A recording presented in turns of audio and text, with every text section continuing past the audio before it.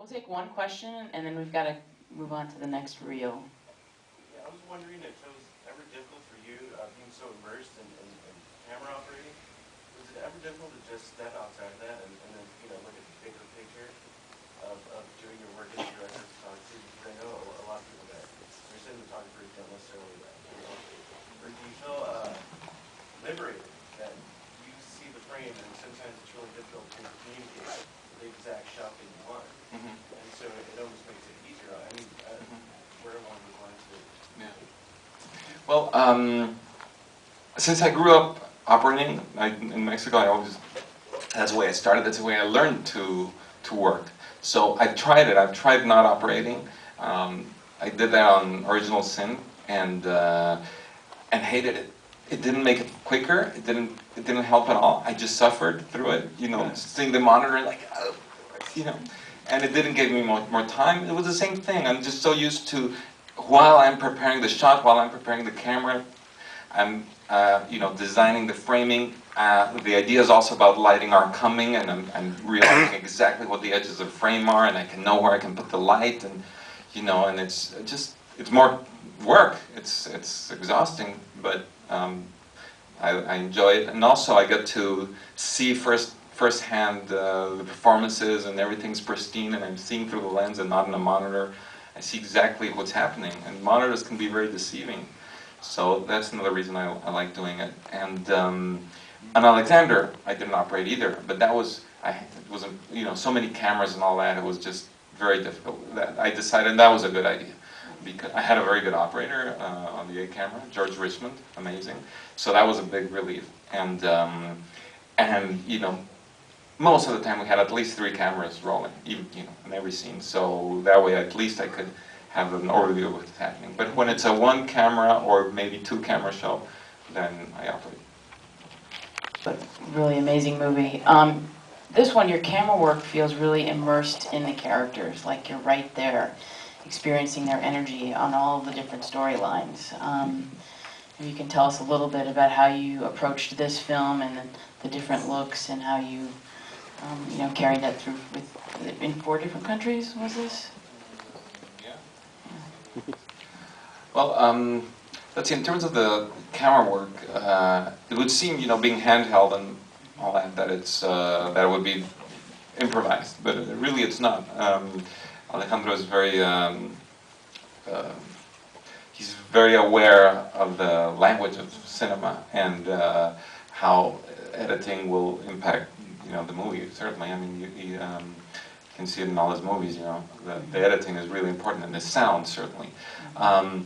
So when we designed the scenes, and since we started, since Amores Perros, and before that, shooting commercials, we did sit down together every time before actually shooting the movie and discussed every scene, how to shoot it, specific shots, and so it is quite designed. I mean, when we're actually shooting the scene, then there's room for improvising, but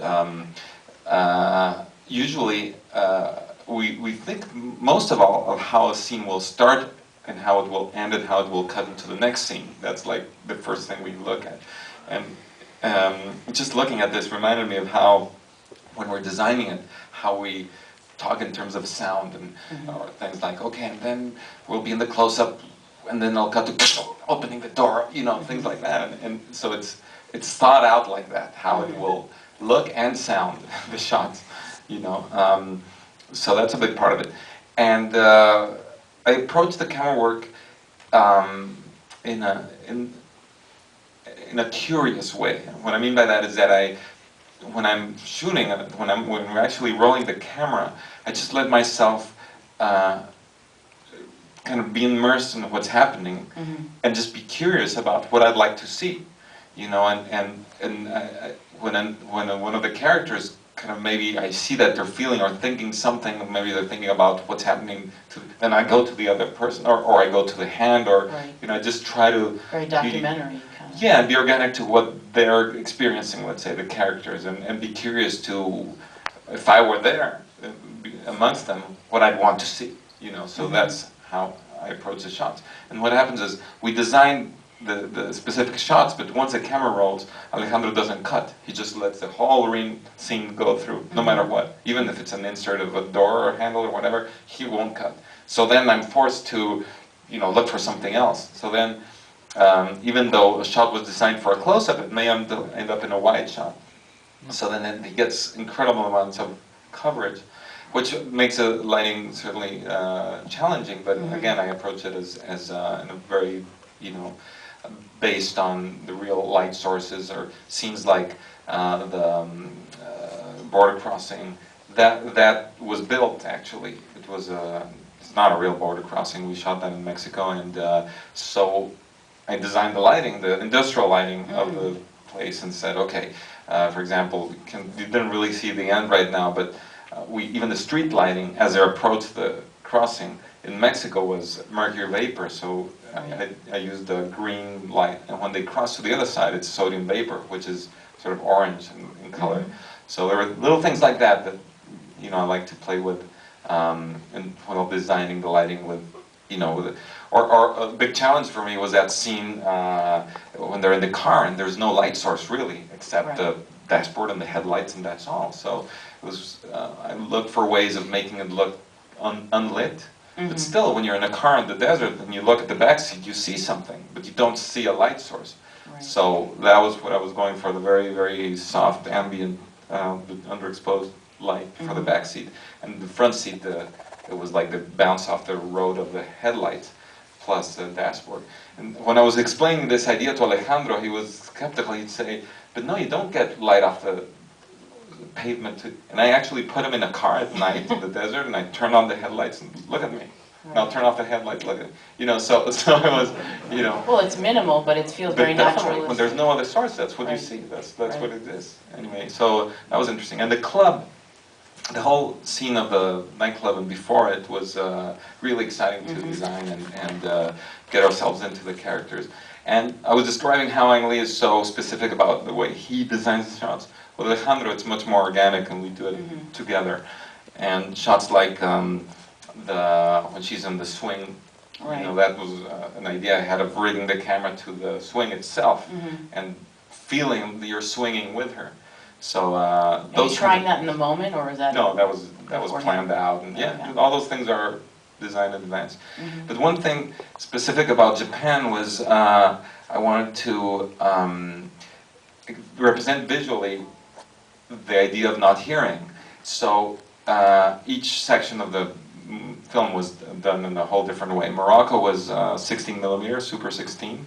The idea was to get the grain, obviously, and the feeling of, the character of Kate Blanchett. She's always complaining, she's worried about the dirt and all that. So the grain for me represented that.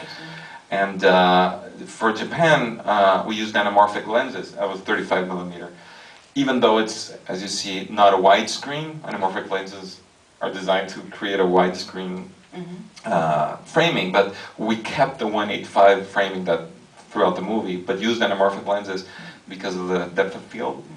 It's much shallower depth of field, and the shallow focus has a very special feeling to it. It's kind of liquid, and so in the club, and especially after the club, and even before it, the backgrounds are very, very soft focus, and for me that represents not hearing what's around you visually. So it's this character is so immersed in her own world, and she can't hear what's going on around. So in a way, visually, with the backgrounds being out of focus, that was the reason I chose to do that. So these are things that